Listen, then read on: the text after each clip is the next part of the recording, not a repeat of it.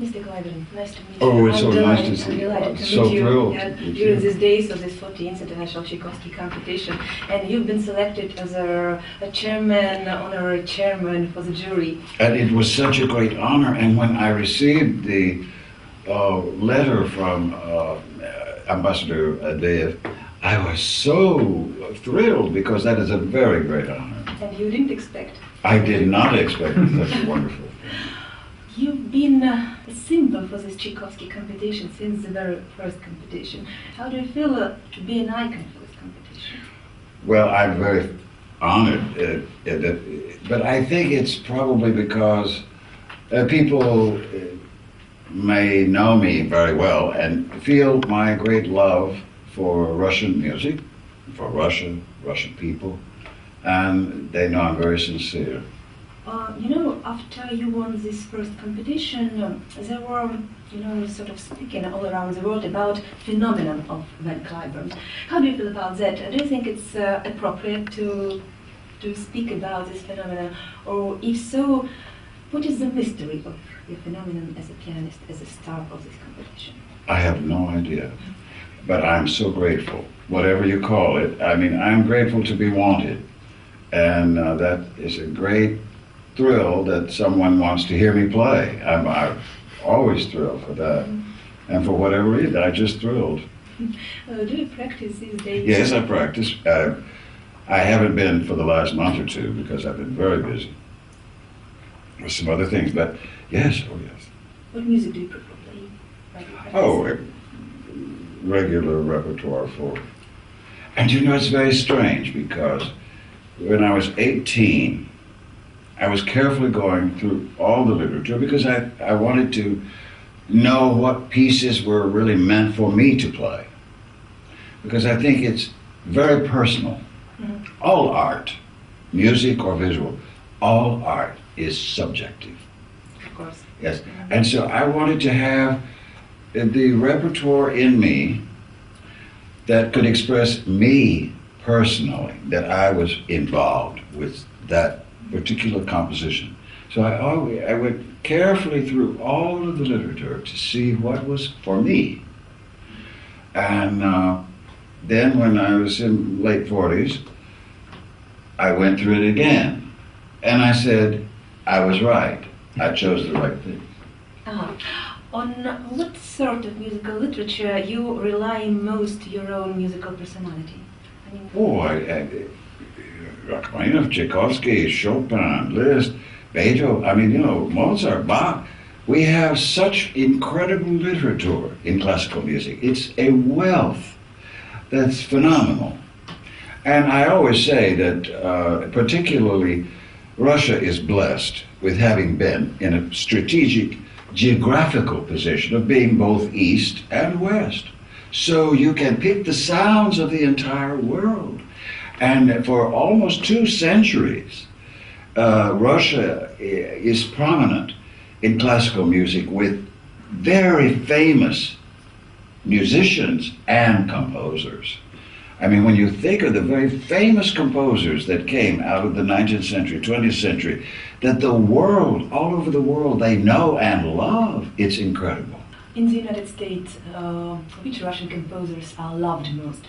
Well, like here, Tchaikovsky, Rachmaninoff, Prokofiev, Shostakovich, all of these people that are so fantastic. Scriabin, it's a Rimsky-Korsakov, César Cui, Borodin. I mean, it goes on and on and on. Mm-hmm. This is almost 53 years has passed since you. What is still your most brightful remembrance about this event during 1958?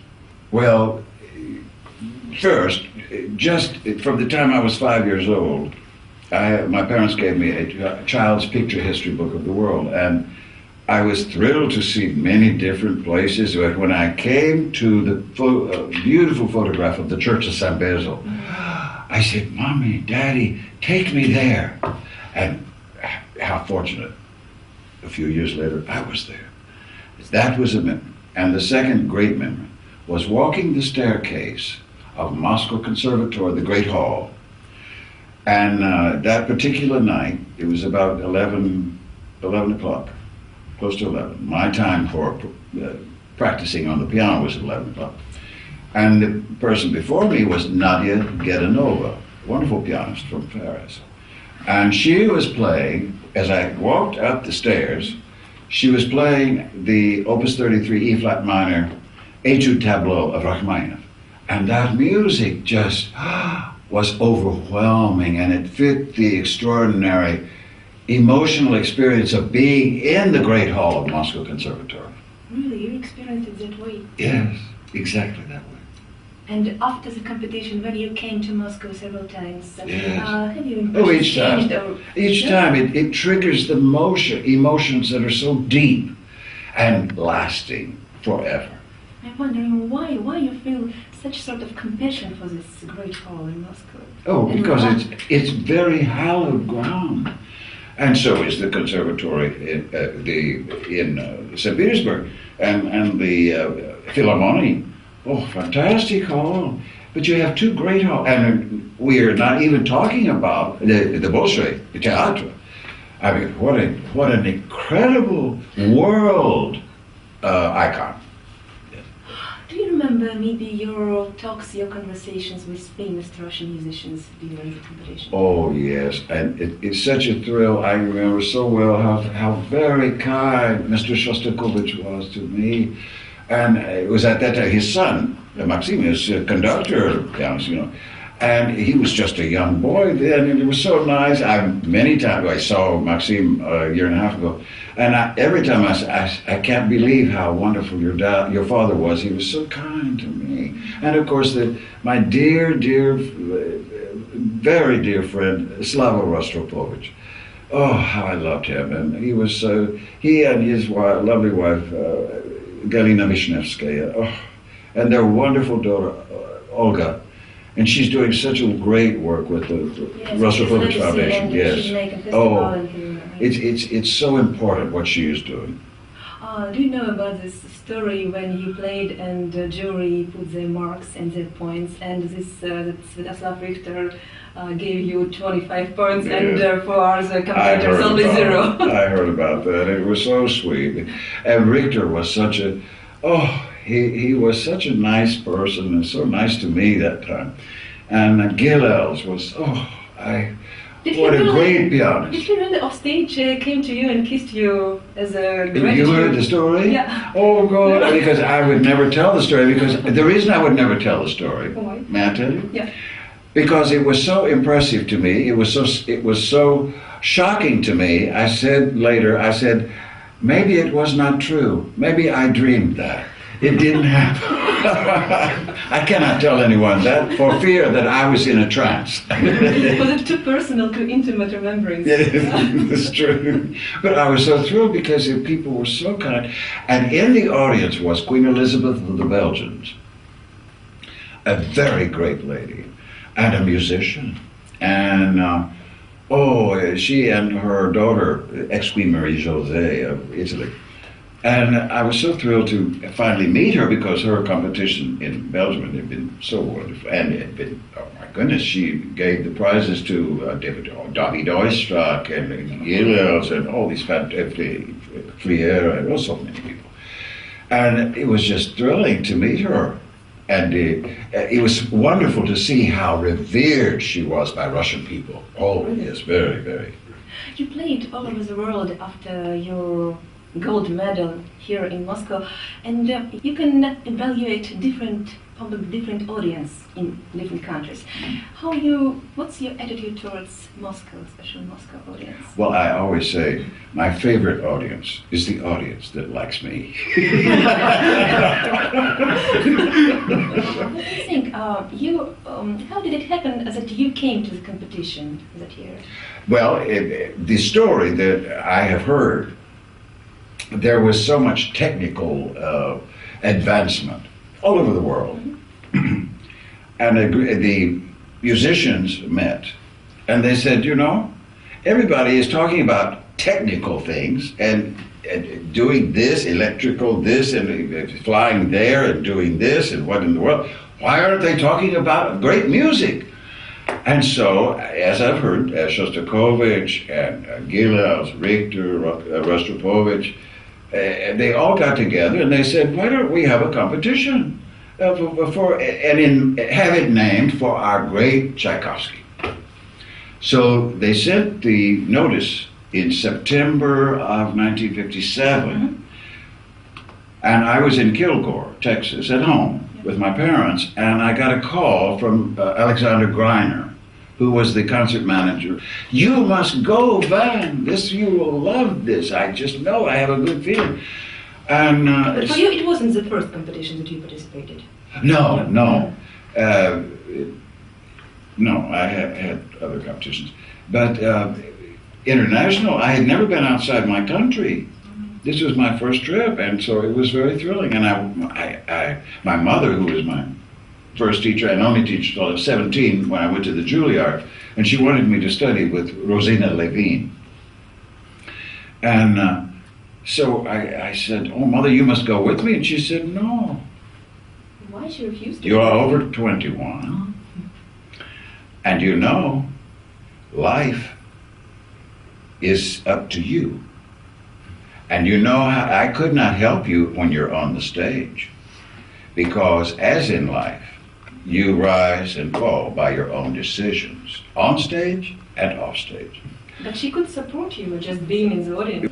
Well, her thoughts I could feel very strongly, but she was very wise, because it's very true. When you go on the stage, you have no time to ask, what should I do? When you are on the stage, what are you thinking about? About the music that you are going to perform? Well, first of all, you're thinking about what the composer wanted. Because in classical music, it is expression and interpretation.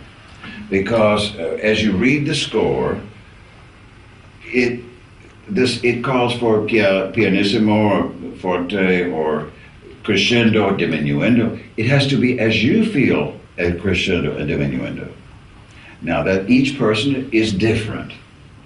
And so as you go out onto the stage, it is not for you that you play. It is for them.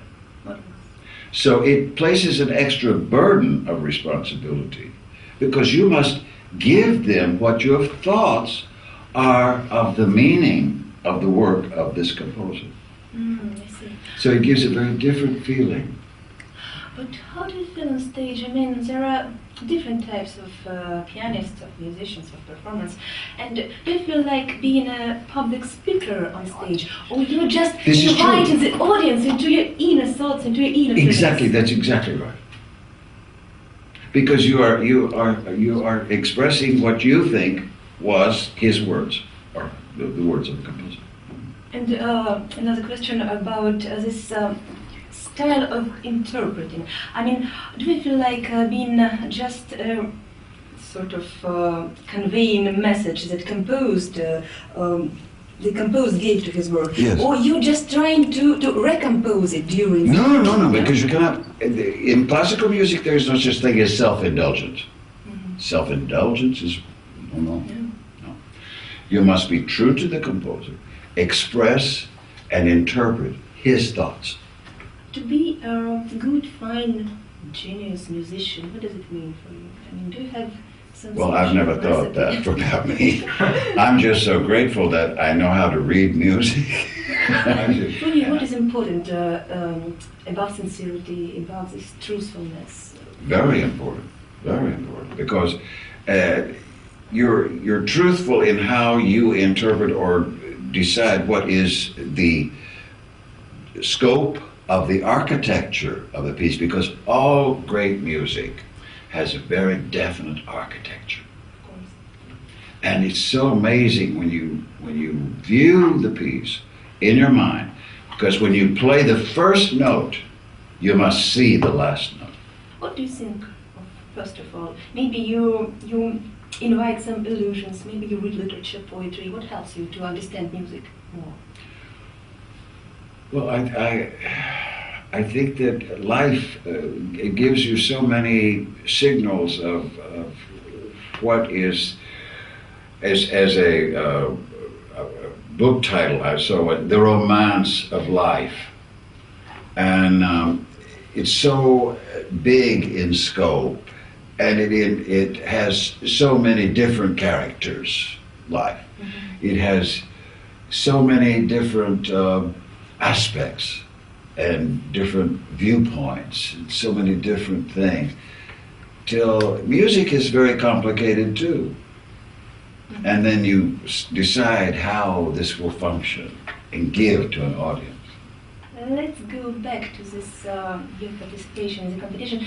You weren't intimidated by this situation of Cold War to go to Russia that year.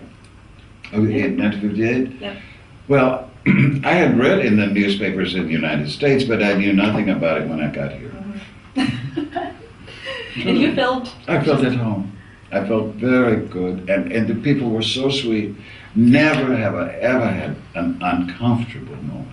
You said in your interview so many times that Tchaikovsky competition completely changed your life. Oh, it did. If you never came here, what do you think your career, which path would it take? I have no idea. I often think if I had not come here, I have no idea, because it was such a thrill for me to be here and to have this kind of audiences you have.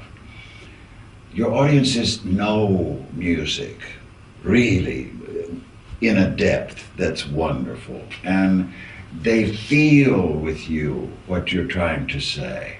They really do have this communication. And they send such inspiration. It's so inspiring to play in Russia. Yes, it really is. Just I'm wondering why, this saying about that there is no profit in your own country. Why you made here in Russia and you were never noticed in the USA? Why? I don't have any idea, and I'm so grateful for Russia giving me a name, because it is true. Because Vän Klaibern, when I come to Russia, I'm so thrilled that I. Which name do you prefer? Vän Klaibern, no, here. As a matter of fact, I never said to anybody in 1958, "Oh, we burn it." I never told anybody. So then, after I returned home, and then they found out that we pronounced it a certain way, then they were trying to change the Cyrillic spelling. So when I found out about it, I sent a letter to Izvestia and to Pravda and to the other newspapers. I said, "Please, keep me my name. I love my name in Russia." Since you triumphed here in Moscow, you've been an idol, really, and a very loved pianist and musician, and a very welcomed one in Moscow and Russia. But for you personally, who are your own idols in music? Well, it's funny because my mother's hero was Rachmaninoff, and when I was 4 years old, it was the November 14th of 1938. Rachmaninoff came to Shreveport, Louisiana, where we were living. And my mother was on the committee that brought Mr. Rachmaninoff. And, I knew his recordings from the Victrola machine. Yes, I knew his playing. And my mother had heard him many times in person. And so, I was looking forward to that. And as life has, when you're young, I got the chicken pox. And I could not go to the concert. And my mother came back home and she was telling me all about how wonderful it was. And so, yes. So then time passed, and of course his recordings were so fantastic, and his music is so fantastic. And then when I came back from the competition in 1958 to New York, I got to meet Princess Volkonsky, his wife, his daughter, Irina Rachmaninoff. And we became friends, and it was so wonderful. Now, of course, I met her daughter, Sophie, and now, today, I know his great-grandchildren. And we're also good friends, Natalie Wanamaker and Allison. Mm-hmm. And, they're such sweet people. Such sweet people. Mm-hmm. Mr. Klaibern, one musical critic said that after this golden medal in Tchaikovsky competition, you were working too hard to catch up your own fame. Is it true?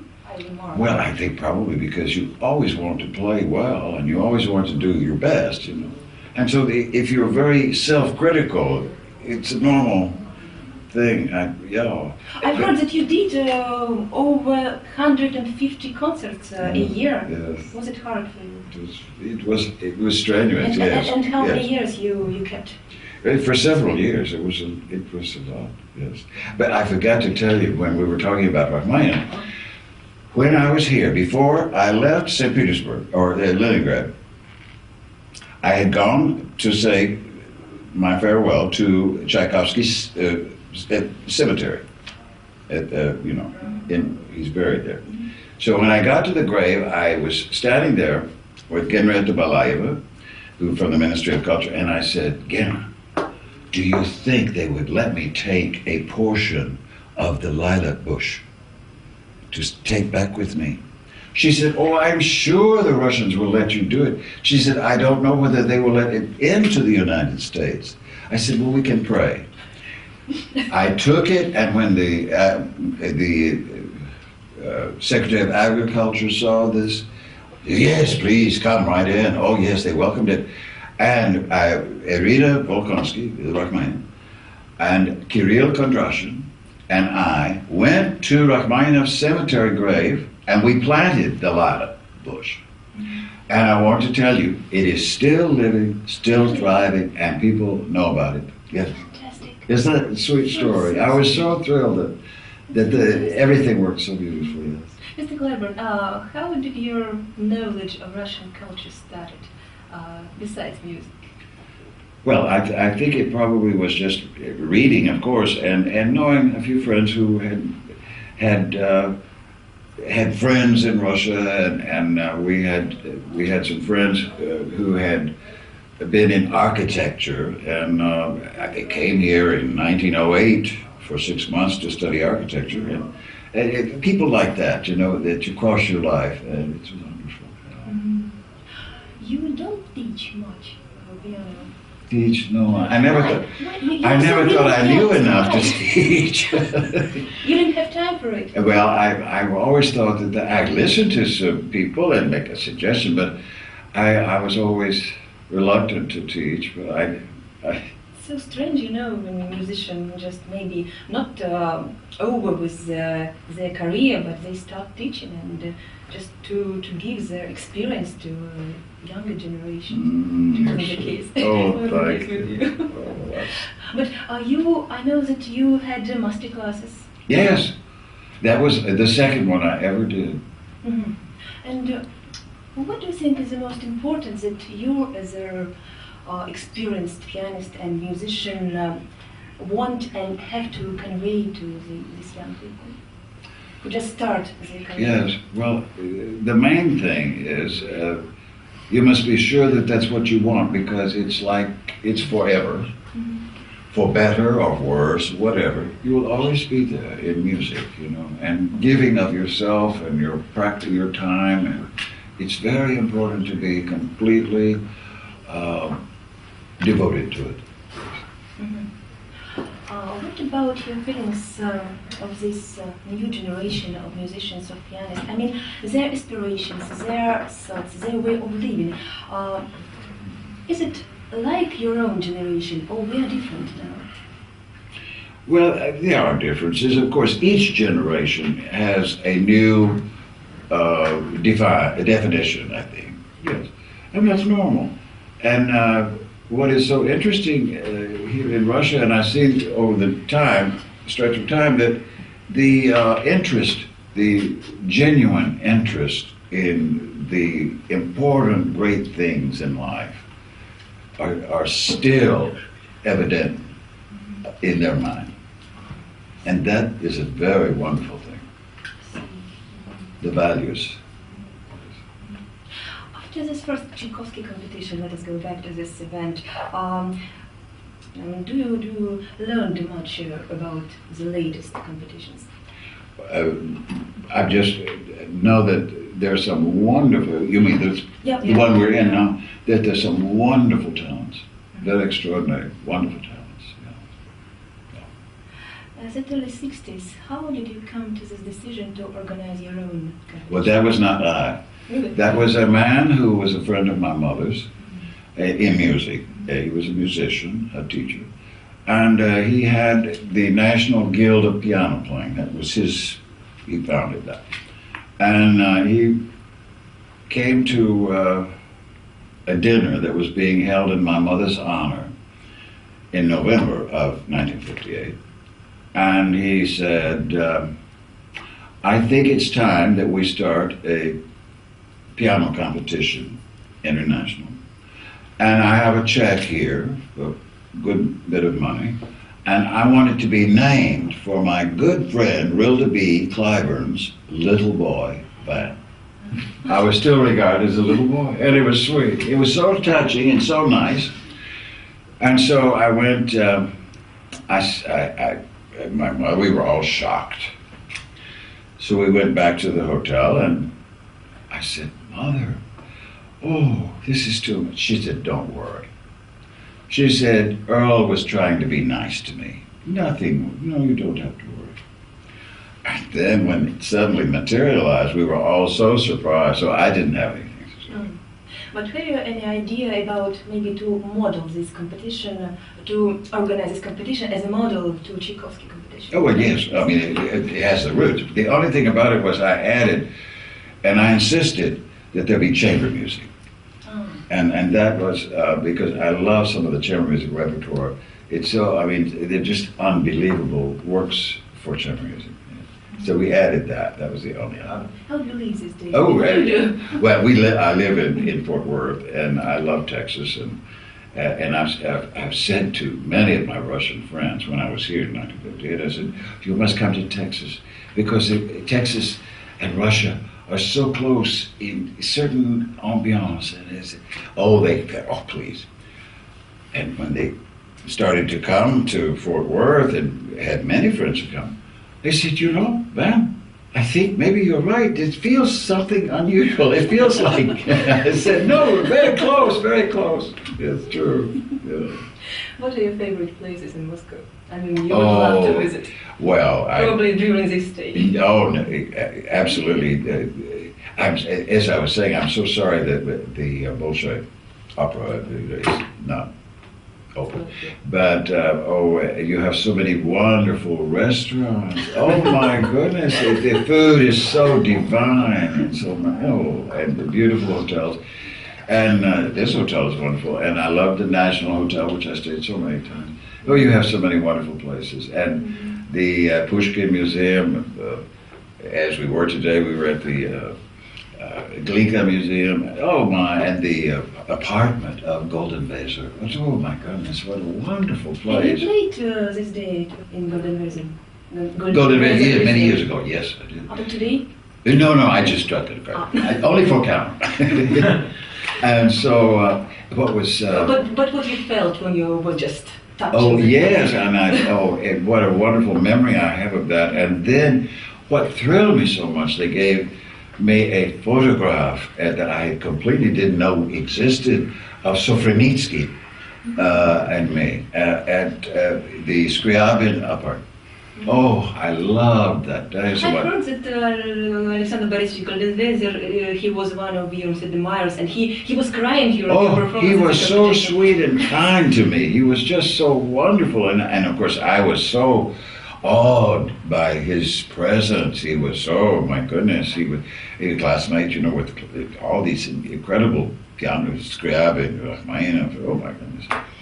Oh. Mr. Kleber, we're so happy to have you. Oh, I'm so thrilled to be here. This is so wonderful. It's a wonderful event. And congratulations for all the wonderful things you and your colleagues do for music. And it's so important as never before. You know, when you go to the concert hall as just a listener, not a... Oh, I love to do that. What do you expect what kind of emotions do you expect to get? No, I want them to tell me about this piece, of the piece of music they're playing.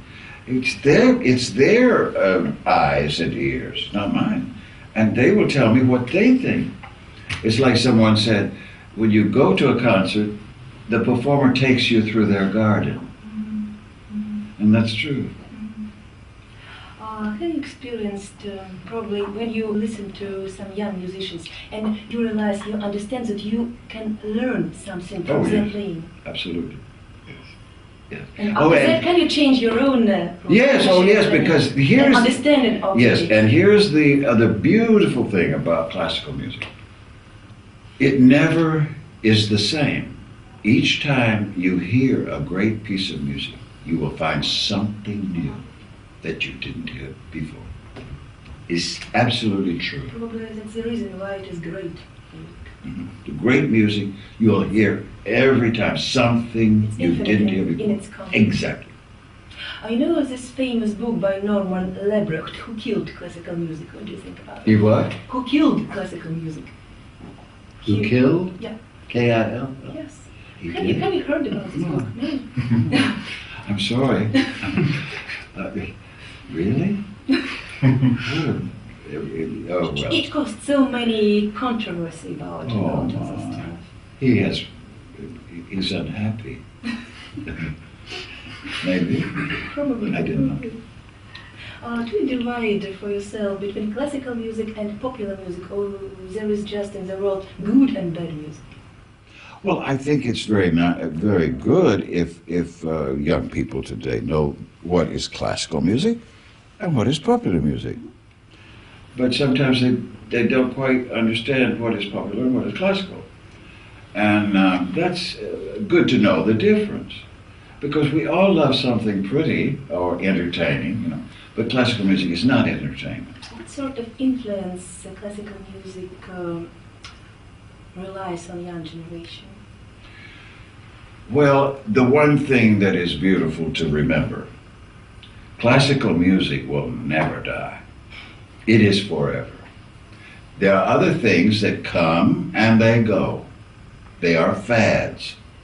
Classical music is forever. That's great. And we are happy that we all belong to this. It's so true. So true. Mr. Клайберн, do you know any Russian words? Я понимаю больше, чем говорю. It's just очень трудно. No, заниматься. You know, here I'm representing Orpheus radio station, and your brilliant interview would be on air. And could you please tell several words to our audience, if you can, in Russian? I just want to say большое спасибо for all their kindness. It was so wonderful. And you've been so kind. Oh, yes. Thank you so much. Well, thank you so much.